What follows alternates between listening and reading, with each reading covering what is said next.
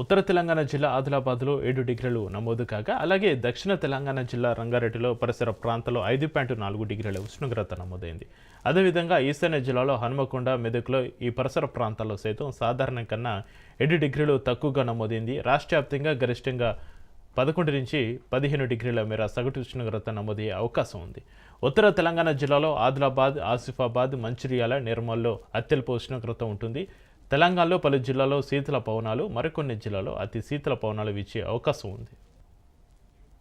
ఇక మరోవైపు ఏపీలో చలి తీవ్రత మరింత పెరిగింది. ఏజెన్సీ ప్రాంతాల్లో ప్రజలు గజగజ వణికిపోతున్నారు. 3 రోజులుగా ఉష్ణోగ్రతలు పడిపోతున్నాయి, సింగిల్ డిజిట్స్కు పడిపోతున్నాయి. పెరిగిన చలి తీవ్రత పొగ మంచుతో పలు చోట్ల గాజు ముక్కల మంచు పెరిగిపోతుంది. ఏజెన్సీలో ఒకవైపు సింగిల్ డిజిట్కు పడిపోతున్న ఉష్ణోగ్రతలు, మరోవైపు దట్టంగా అలుముకుంటున్న పొగ మంచుతోటి గిరిజనులు తీవ్ర ఇబ్బందులు పడుతున్నారు.